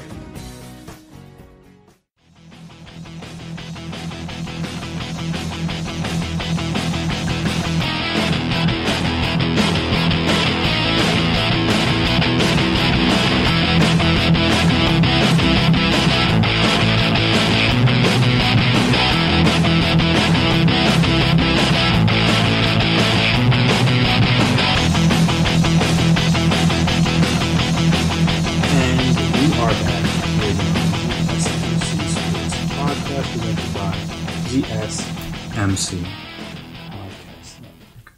So, college football playoff ranking, second week now. The top four, I don't believe is any different. I mean, it shouldn't be any different. But yeah, so it's not any different. Alabama is still 1, Notre Dame is still 2, Clemson is still 3, and Ohio State, even not playing, is still 4. Though, like I said, Ohio State staying at 4 is very much contingent on them playing their last 2 games and also playing the conference championship game, which they will if they, assumingly, they beat Michigan State and Michigan. And like I said, win the Big Ten, and then boom, they're in. So, again, we'll see about that. But like I said, most of the other teams stayed the same. Like I said, 5 was still Texas A&M, which I guess kind of makes sense, even though their best win is against Florida, and Florida has arguably looked better than them, which is like weird. Like I said, you can make the case for that, but I mean, when you look at Texas A&M, they got throttled by Alabama. They beat Florida close at home, but they had a close game with Vanderbilt. They had a close-ish game with Arkansas. They've had a couple games postponed. They only won 27 against LSU when they had their own issues. So, like I said, it's not like they've been spectacular, but they beat Florida. So, like I said, that is what it is. There's not really much more you can say about that, though. Obviously, Florida didn't get the playoffs seed because that game was postponed, which I guess, well, technically they could play them later. But Texas A&M, their last 2 games against Auburn and Tennessee. So they had 5, but, like, unless Alabama, like, loses twice or something like that, like, they're not going to get in. They would need, like, nothing short of a miracle to get into the playoff, in my opinion. Because, again, they're not going to win their conference they're not going to win their division, most likely. Like, they're behind Alabama in the SEC West, and it's going to stay that way, most likely, assuming Alabama doesn't drop their last 2 games to their last game to LSU, which, I mean, they shouldn't. They're 30-point favorites. But still, so like I said, that happens as long as they win that game, and even if they don't win, I'm pretty sure like they have the tiebreaker over Texas A&M because they beat them. So there is that. So like I said, Texas A&M's not getting into the playoff. I don't think them just being at 5 just because they beat Florida. Honestly, like Florida actually has a legitimate path. I said you beat Alabama in the conference championship game, you're in. It's that simple. Like I said they'd probably knock Ohio State out, but like you'd be in because they're not going to keep Alabama out. I don't think. Though, again, Notre Dame loses. We'll see what happens there. So we'll see about that. But like I said, so the first 7 are all the same because Cincinnati's still at 7. So, again, they still have their outside chance to maybe sneak in. Like I said, they would basically need... I know, because if Clemson loses, again, which they probably won't, whichever ones, but if they do, then like I said, someone's going to replace them. And then, obviously, if Ohio State can't play in the conference championship game, then that matters. So, like I said, I don't think they would put Indiana in there. And I guess we'll see kind of what's going to happen there because then the quarterback, Penix Jr., he tore his ACL. So we got to kind of see what happens there with them. We're going to have to we're going to obviously have to replace him. But see how their replacement plays over these last 2 games. Because they play Wisconsin, which isn't going to be an easy one. Wisconsin only played 3 games. That is wild. Yeah, they've had 3 games canceled already. That is crazy. At least, I mean, they already lost to Northwestern, so it really doesn't matter. But then Northwestern lost to Michigan State. So, like, what's the standings looking like? Oh, Iowa's ahead of them, I guess just because of, I guess just because of, games they played and, like, percentages. Or whatever. I don't know exactly how the tiebreaker works there for them. Like I said, they got 2 games left. Indiana does. See what happens there without Penix. Georgia slid up 1-8, which, I mean, again, it's whatever. Like, Georgia, they just have one more game against Vanderbilt. Speaking of Vanderbilt, hopefully, like, maybe because of the Sarah Fuller, she's still going to be the kicker, because I think the specialists are still going to be out this week due to COVID reasons. So hopefully, like, maybe she gets to actually try something this week outside of just a kickoff. Like, maybe Vanderbilt might score or might get in field goal range, like, might force a turnover or something. Because obviously they got smoked by Missouri, who's, like, not that good. So I would doubt it. But hey, you never know. Maybe, styles make fights, matchups, different things. So like I said, Georgia moved up 1. That is what it is. Iowa State, has the biggest jump of the week. They moved up 4. They're now in the top 10. Shout out to them, obviously, after their big win against Texas. They are now 9. So they have, again, an outside chance of making it into the college football playoff. Well, very outside, because, like, you're going to need to jump a lot of people to get there. But they got a game against West Virginia this coming weekend. Then they have the Big 12 championship game against, presumably, Oklahoma, depending on what happens this last weekend between Oklahoma and Oklahoma's 2 more games. Interesting. They play West Virginia because that game got postponed, and they play Baylor. So, again, they win both those games. They're in, or potentially they could be playing Oklahoma State, who has TCU and Baylor left on their schedule. So we'll see about that. And they already beat Iowa State early in the season. So, again, we'll kind of see how that plays out. Like I said, right now, Iowa State the highest ranked team in the Big 12. And then, like I said, the top 10 is rounded out by Miami, who's in because they're undefeated, but they did get smoked by Clemson. So, does that really matter? Not too much, personally. But I guess we kind of see it. I mean, shout out to them. At least they're in the top 10. That's fun. The 15, the 11's Oklahoma, 12 is Indiana. BYU only slid up 1, which, again, I guess good for them, but they also, like, didn't play, so there is that. They're playing San Diego State in 2 weeks? Or just, like, a week from Saturday. So, again, they have one more chance to impress some people, maybe slide into the top 10, probably won't. There's that. Obviously, Northwestern took the biggest fall of the week. Oh, and second biggest. Obviously, Oregon took the biggest, down 8-23 now. Like I said, the Pac-12 is basically all but done in the college football playoff chase. So it is what it is there. But Northwestern took the second biggest, at least in the top 25, which is obviously all they rank. With their loss, they are now down 6 spots to 14. Like I said, their chance at making the playoff all but shot. They don't play Minnesota this weekend, and then they play Illinois next, a week from Saturday. So we'll see about that. And then, like I said, 15 is Oklahoma, who moved up 8. They were the biggest mover this week. I think I said Iowa State before, but it's actually Oklahoma. And Iowa moved up 5 slots as well. But Oklahoma moved up to 8. Moved up 8 slots after their win over. They didn't even play anybody. Oh no, they played at Texas Tech. Excuse me. So they won that game, but obviously teams above them dropped. So that was the biggest reason why they moved up a big chunk. And also again, they've played well throughout the year, so it's not like it's crazy for them to be rated that high. They just obviously have a couple losses, so that's what's hurting their ranking a little bit. So there is that. So like I said, at this point in time, the people that are most likely to get in are still the same people that are most likely to get in. It's, like I said, Alabama's all but a lock. Notre Dame's all but a lock, even if they lose to Clemson. in my own personal opinion, again, people may feel differently about that. But to me, even if they lose to Clemson, I don't really see how there's a way that Notre Dame doesn't warrant getting in. Especially when, again, they've beat up on pretty much everybody else they played. Like I said, the only really close game, which was like a weird close game, was against Louisville, the 12-7 game. Everyone else, they've beaten by double digits, except for Clemson, obviously, which you're not going to do that. But everyone else they've beaten by double digits. They've been great. They play Syracuse this weekend. They should win that game. So, like I said, they'll be 10-0 heading into the rematch with Clemson. Obviously, Clemson wins it there. If they, like, assumingly they beat Virginia Tech and then beat Notre Dame, like, they'll be in now. I said it gets tricky if they lose again. Like, if they lose again, then they're out. And now you got to figure out which team is in.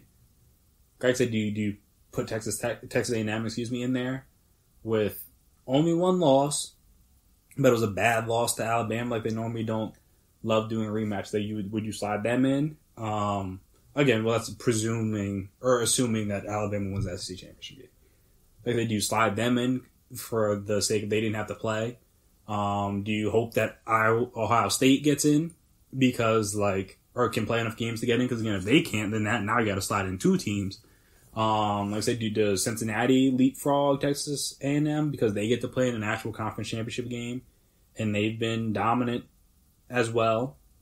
Like I said, it's not like they haven't been putting it on people this year. Obviously, they had a close game against UCF a couple weeks ago, but still, generally speaking, they put it on people. They're actually going to play in a legitimate championship game, so there is that. That helps. That's a boost to your resume. Again, you probably don't put them in over Iowa State. So that's probably as low as it goes. Because obviously they're not going to put BYU in. They're not going to put USC in, even if they win the Pac-12. Because, what does that mean this year?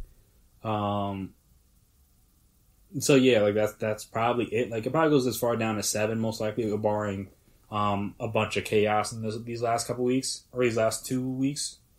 But again, that's just me. So yeah, like I said, the teams that we thought were going to be the teams most likely to get in are still the teams most likely to get in. Teams that we thought were going to have a hard chance to get in still have a hard chance to get in, like BYU is not going to get in. Iowa State has a path, potentially, but it's going to be tough. Like I said, Cincinnati has a path, Florida has a path, but it's going to be tough. And Texas A&M, again, technically has a path, but I don't really see how they, again, the only way they get in is if, either Ohio State can't get in or Clemson loses, and I don't see both of those things happening. But also, if they say Ohio State can't get in because they don't play enough games, and Clemson wins, like I said, the chance of Texas A&M going to 3 makes no sense. So you're gonna have 2 rematches, or 2. Well, the Clemson and Notre Dame will be a 3-peat because that'll be the 3rd time they play, and the 2nd time in back-to-back games. And Alabama will play Texas A&M, and they smoke Texas A&M. Again, is that something the College Football Playoff Committee is going to want to do? Or would you at least want to get fresh blood in there, like I said, with the Cincinnati or someone else? Like I said, that'd be the interesting thing to see. So even at 8 is Georgia, but like I said, Georgia's lost to Florida by double digits and lost to Alabama by double digits. How do you argue they deserve to get in? Like I said, the status quo, again, the 4 teams just doing what they need to do that are currently in is the best case scenario for the College Football Playoff Committee. Makes it simple for them. Because even, I'm curious to see, the one thing I'm curious to see is if they would drop, again, we won't know for a couple weeks, but if they would drop a Notre Dame team that lost to Clemson as their only loss below an undefeated Ohio State team that hasn't looked great this year, but technically hasn't lost so far. Again, we'll see what happens, but they haven't looked great this year. Justin Fields looks fine, other than again, he had some mishaps in the last game, and their defense has been subpar at best. So like I said, I don't know how you could argue they're the 3rd best team. I think you could argue they're one of the 4 best teams, but the 3rd best, I'd be hard pressed to say that. But then also again, it's the best win's probably going to be against Indiana, while at least Notre Dame has a Clemson win with not Trevor Lawrence in there, but at least has that on their resume. That's. I don't know how you could argue Ohio State's better than Notre Dame right now. Again, we'll see if they were to play each other. Who knows what would happen? But I said right now it's hard to argue that. So that is what I'm curious to see is where the final ranking would be if Ohio State wins and gets into the college and gets into the wins the conference but gets into the college football playoff, and Notre Dame loses in the AC championship game, and now they have 1 loss and Ohio State is 7-0. Again, I'll be curious to see how that plays out. But again, we won't know that for a couple weeks. So as we come back here after our last break, we will discuss, like I said, the Wednesday night game, the fact that there is a Wednesday night game, kind of how we got here, why we're playing a Wednesday night game, what it means for the schedule going forward, because a couple games are going to be changed around because of this, and also like why the Ravens? Like, why are they the team that got picked to be the team that gets to push back their game an extra day? So again, we'll talk about all that stuff right after the break. So stay right there. Check out the show built around the women of MMA. From the UFC, Invicta FC, Bellator, and One Championship. We got the fights covered. It's the Golden State Media Concepts Women's MMA Podcast. The latest news of upcoming fights, discussions of previous matches. Join us as we talk to and about the biggest names in women's mixed martial arts. Past, present, and future. When it's the women's fight game, you know where to listen to. The Golden State Media Concepts Women's MMA Podcast.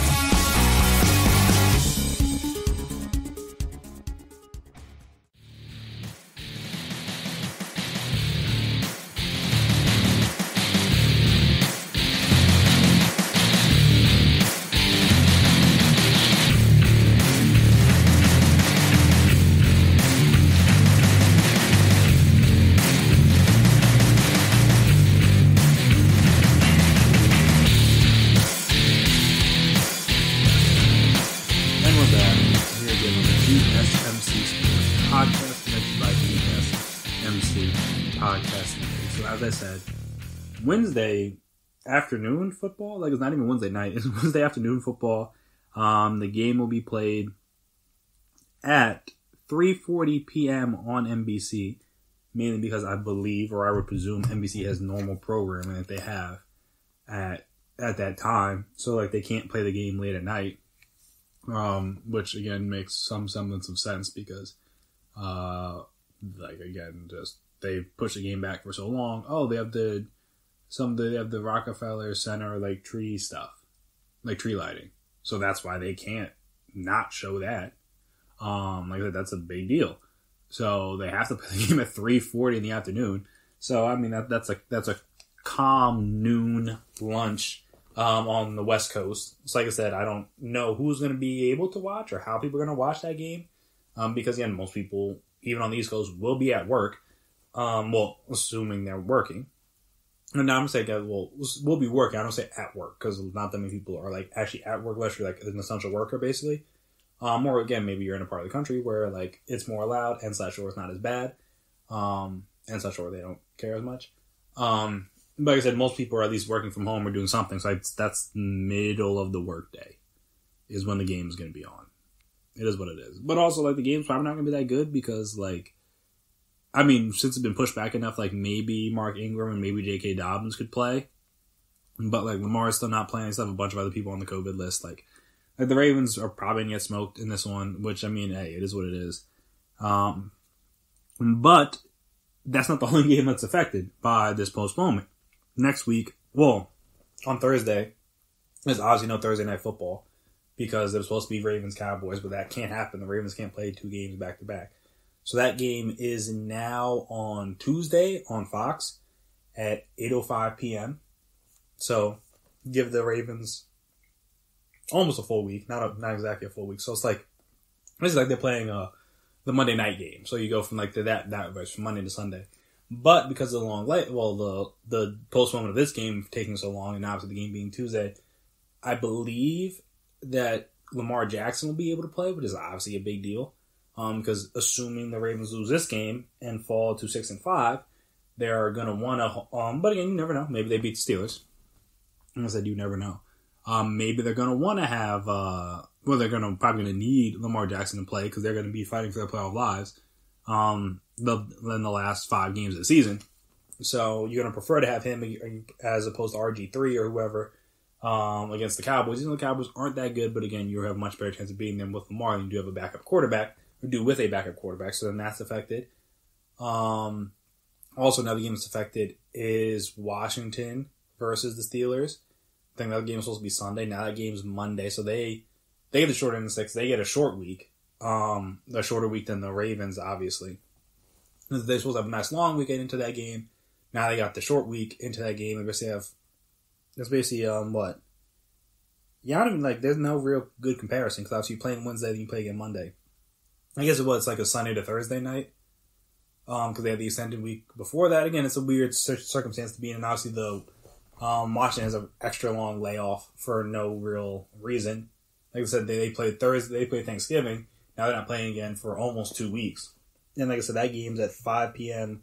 on Monday. I don't think they have a channel for that one yet, so they'll figure that out, I guess, at some point. But yeah, so like I said, that's now 3 games that will be affected by the Ravens outbreak. But yeah, no, it's just those 3. Like I said, Cowboys Ravens is now Tuesday. Washington Steelers is now Monday, and obviously Ravens Steelers is now Wednesday. So yeah, that's like one. This is a Wednesday night game is like very wild because like there is no reason for this. Like I understand I understand why they pushed it back. Let me put it that way. Like there's no way you could have played. I want to say there's no way because you could have. And they've shown that they can and will play Thursday night games. But like there's no reason to play that game again. You got people testing positive left, right, and center on the Ravens. Like let's push this. Let's postpone this. Let's see what the deal is with that one. Like we got to see what the positive tests look like. Then obviously the Steelers had their own positive tests come back. So like I said, it was for the best that they postponed it because again you would have had people playing in a game that were COVID positive, and that would have been not unsurprising for the NFL because that's kind of what they do. They don't get the results back from Sunday until after the game. It kind of defeats the whole purpose of the test because then you're playing the whole game while being positive, potentially infecting other people. Like it seems kind of backwards, but whatever. But like I said, the game getting postponed makes total sense to a degree. Like I said, Wednesday is like, all right, come on, what are we doing? And on top of the fact that they said there was more positive, well, there's one more positive, like one more player and one more staff member that tested positive, and they were just like, we pushed it back so far. We can't. Like again, you can't push it back any further because now you're into the next week. Like you can't push it back any further. So it's either now or never. And like even though we had another guy test positive, which is supposedly going to be the reason why we wouldn't have the game, we'll just play it. It is what it is at this point. Which again is objectively wild. I understand the point of like, oh, we don't want to postpone games, we don't want to cancel games, blah blah blah. But after a certain point, like, what are we doing? Like, I understand because it's a national game, like, there's a lot of money if you don't play it, blah, blah, blah. I get it. I understand 100%. But also, like, why? Are we playing a game on a Wednesday afternoon just to play it? Like, again, no reason to play this game other than, like, hey, we don't want to cancel a game. Like, it's not like, I mean, obviously it matters. I'm not saying it doesn't matter. Like I said, it matters for the Ravens because they kind of could use the win, even though they're probably not going to get it because they're down so many guys. But again, you never know. The Steelers, again, it's just extra pad in the AFC North. Like, again, both sides, I understand why you'd want to play the game. And also, again, it's your biggest rival. Like, of course you want to play the game. If you're a player, at least, you want to play the game in the league. You want to play the game. It's a big rivalry. I get it. But from, like, a safety perspective, it's like, why? Like, what are we doing? Like, why are we playing this game? Especially when another person tested, more people tested positive Tuesday. The game is Wednesday. Like, people just test positive Tuesday. What happens if people test positive Wednesday? Again, it's just objectively foolish. And it's more objectively foolish when you realize they weren't consistent with this. Like, they picked this game. This is not the first game. Because the Titans are the ones that kind of set this whole thing off, where they basically got bye weeks moved and games moved and pushed around because of their situation, and then there's subsequently them gathering together during the bye week, even though they had people test positive for COVID, which was like literally the last thing you were supposed to do. But I said they were the first team where they started doing the shuffling thing for, and I was like, but it's like early in the season. All right, I get you. It's easy to shuffle around. You're like, all right, maybe this will just be a one-time thing. Then, like I said, when you've seen instances where the Niners played a game with like literally none of their main receivers, and then they have their left tackle. You saw the Broncos literally play a game without a quarterback. You saw, like I said, the Raiders had some, I think they got most of their guys back, but they still had like a situation where they went through a whole week of not knowing if their linemen were going to play. Instead, they could just like push the game back, kind of thing.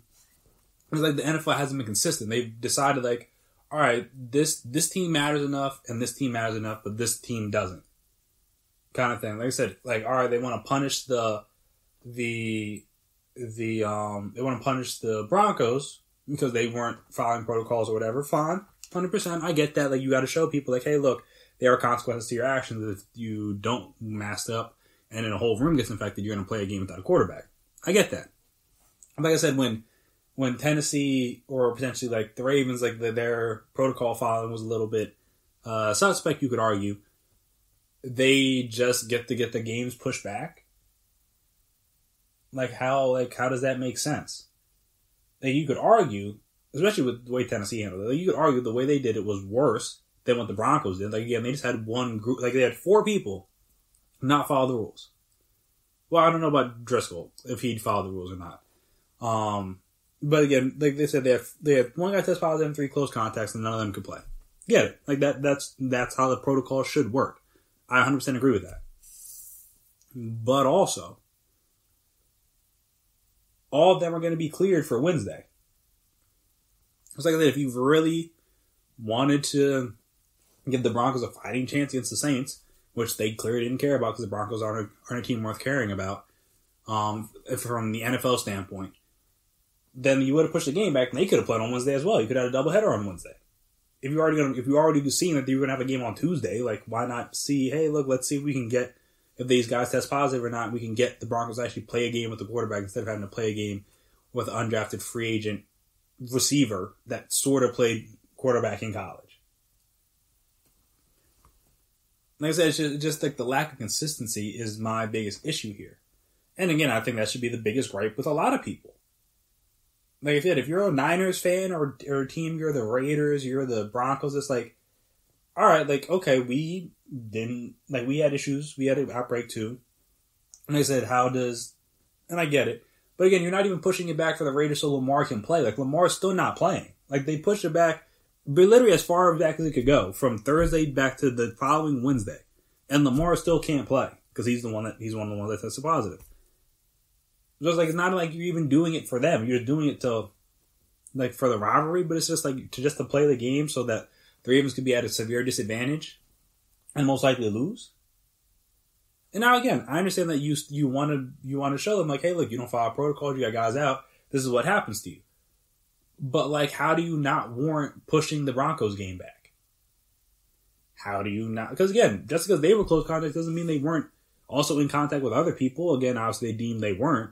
But again, you didn't. Like, again, maybe their fact checking figured that out. But it seems safe to say, like, especially if you're the quarterback, like, you're in the huddle, like, you're around other players, not just around your room. Like, you would think, like, hey, maybe we shouldn't, like, play just yet. But hey, they did. Like I said, the same thing with the Niners. Like, if they would have pushed their game back to like Monday or whatever, because I think their positive was found on Wednesday, you could have got that game played, and then they would have had more of their receivers ready and willing and able to go. And again, they probably still lose to the Packers because Nick Mullins was starting. But at least they have a fighting chance. And so like I said, it's just there have been instances where the NFL could push the games back and hasn't. And like I said, then you got this week where they push the game back literally as far as they can go. And even when it's still kind of like iffy on if they should go, they're going to go through with it. And like I said, just the lack of consistency there is and should be everyone's problem with this game being played on a Wednesday afternoon. Like I said, should it have been pushed back? Yes, 100%. It's like when the Titans had their issues, should they have played? No. Not at all. Like, that's what the protocols are there for. Like, to make sure, like, all right, if there's an outbreak, like, we got to get everybody tested, got to make sure everybody's good. 100%. Like, that makes total sense. Like, you do that. You have those things in place for this reason. But also, at a certain point, it's like, how do you warrant playing the game? I get why you don't want to postpone and don't understand. I get why you don't want to cancel because it's too late in the season. You're not going to be able to make the game up. And, like, especially on a national TV game, you're losing money. Get that, 100%. That's why the game's being played. But, like, at a certain point, it's like I said, what are you going to do in the playoffs when this similar thing probably is going to happen? You're gonna push the game back until the following week, and like I said, then throw off the whole playoff schedule. Because again, that's what it seems like their plan is like, hey, we'll push it back as far as we can to not cancel the game. Which again, you obviously can't cancel playoff games. But like, is that what the plan is going to be? To then just like, if you have a situation where a team, or are you just going to let them play? And like I said, are you just going to do the Broncos thing where like, hey, if you have 4 linemen out, you got 4 linemen out. It is what it is. If you got your entire secondary gone, then hey, you got your entire secondary gone. It is what it is. Like, make it work. Which again, I understand both sides of the coin. I understand pushing it back because that's probably the safest and best thing to do. But also being like, hey, look, if you screw up, that's on you. Like, you got to make sure your players are on top of this, because if they're not, there's a chance that you could play a game without a quarterback, or without receivers, or without defensive backs, or without a line, like whatever. But I'm just saying, just be consistent. That's all I'm saying. And like, if the Ravens game deserves to get pushed back, and the Titans deserve to like get extra buys, and the Steelers have deserved, not deserved, but the Steelers have had it happen to get multiple weeks of their season rearranged, then I think you could argue that the Niners deserve to get their game pushed back. The Broncos could have got their game pushed back. Like, there were other games that could have been pushed back. But the NFL just like, we're going to power through. Then, like I said, it just picked and choose when it was like, you know what, this is probably not the best idea if we play this game on a Sunday or a Thursday or a Saturday, whenever, or a Monday. Like, it's not for the best. So like I said, it's just like the lack of consistency there is not uncommon with Roger Goodell, but it's just like that would be my main gripe if I were a fan or a player or a coach or a GM or an owner of any of these other teams that had to deal with situations that the Ravens don't have to deal with, because they're allowed. Like, again, they would have had to basically had one running back, and now because they pushed the game back long enough, now Mark Ingram and J.K. Dobbins can magically maybe potentially play. Like I said, just little things like that. And again, since they pushed his game back farther enough, now Lamar Jackson can play against the Cowboys when he wouldn't have previously. Like I said, just little things. It's just the little things, that the inconsistencies that I would be annoyed by if I were a fan of some of these other teams that didn't get the same benefit of the pushbacks and the delays and the postponements, things like that. But again, that's just me. But that'll do it for me here today on the GSMC Sports Podcast, presented by GSMC Podcast Network. I want to thank you guys as always for listening to me talk. If you haven't already, subscribe to the podcast. Make sure you never miss an episode. Make sure you're always on top of when we drop our latest stuff. Also, if you could please as well, give us a 5-star rating, write us a review. It would be very appreciated. Very helpful. Allows you to guys like, what you guys dislike, the ways we can improve. All that fun stuff. And also, if you're on social media, we're on social media, so you can find us there. Twitter, Instagram, Facebook. You can talk. Well, we can talk. We can chat. We can debate. We can discuss. Talk about what we think the Eagles will do with Carson Wentz, with Doug Peterson, with Howie Roseman. I mean, if you care. Talk about that. Talk about the NBA's slate for Christmas Day. Do you like the games? Do you like the matchups? Do you not like it? Would you prefer to see different games or different matchups? Like I said, let us know. College football playoffs, the rankings. Like I said, the top 10 is relatively the same, but like, there's anybody you think has that I didn't talk about that has a good path to potentially get into the top 4, maybe get into the playoff. Like I said, the Wednesday night football. Talk about that. Talk about how wild it is that there's going to really be a game played at 3:40 in the afternoon on a Wednesday, just because they don't want to postpone the game. Or I guess we're not postponed, because this is happening because they postponed the game. They only canceled the game, I should say. Like I said, it's very odd, but hey, is what it is. Like I said, if anything you want to talk about, feel free. I'm gonna say just reach out to us. That's all you gotta do. Before I get out of here, as I always do, I want to give a shout out to essential workers, so doctors, nurses, EMTs, first responders, firefighters, postal service workers, retail workers, grocery store workers, FedEx, UPS, Amazon. Anybody who's been doing essential during the pandemic, shout out to you. Like I said, don't really know when the end is. Don't think the end is in sight for the pandemic, at least anytime soon. That's what I was trying to say. So you're going to be continuing to have to work in potentially safe or unsafe conditions. Like I said, hopefully in 2021 you'll at least get the passing of the stimulus and the passing of the bill, so you get a little bit, the essential workers get a little bit more money. Just for them to do what they've had to do throughout the pandemic, because again, their jobs are very vital to keeping everybody safe and healthy and things like that, and they are doing it for maybe not as much pay as they should be, obviously. So we got to rectify that somehow and make sure that they're getting compensated properly and their conditions and they have the proper equipment. And like I said, the working conditions are safe and like everyone is following rules and the regulations and things like that to make sure everybody's safe. Like I said, not just themselves, but like the workers, the employees, things like that. You want them safe too and their families safe too. So like I said, you got to make sure everything's on the up and up there. And hopefully, like I said, maybe with another bill being passed, maybe it could be. But again, I wouldn't hold my breath because it's been so long. Like, you would think something's going to get done. But like, I mean, how can you have faith in Congress at this point? But again, we'll see what happens. Hopefully I am incorrect about that. Also, again, if you're still able to go out to restaurants and bars and things like that, tip your waiters, tip your waitresses, tip your bartenders nicely. It'd be very appreciated. It'll probably go a long way. Just because, again, restaurant and service industry is going to be hit hard during this winter. Again, there's a lot of places probably have to close down indoor dining and things like that as the pandemic continues to ravage the country. So like I said, if you're in one of the states where like that happens or that's going to happen, like I said, the service industry is probably will have a hard time recovering from that. Some restaurants may never recover from that. So if that was the case, like I said, while you still can, just tip them nicely. Again, I imagine it will go a long way for these people. But again, no, don't go beyond the means or anything like that. If you got it, you got it. If you don't, like I said, give what you can. Also, wear your mask. It's very simple and it's very easy. But that'll do it for me today. I've been Chris Blades. That has been my time. And until next time, peace out. You've been listening to the Golden State Media Concepts Sports Podcast, part of the Golden State Media Concepts Podcast Network. You can find this show and others like it at www.gsmcpodcast.com. Download our podcast on iTunes, Stitcher, SoundCloud, and Google Play. Just type in GSMC to find all the shows from the Golden State Media Concepts Podcast Network, from movies to music, from sports to entertainment, and even weird news. You can also follow us on Twitter and on Facebook. Thank you, and we hope you have enjoyed today's program.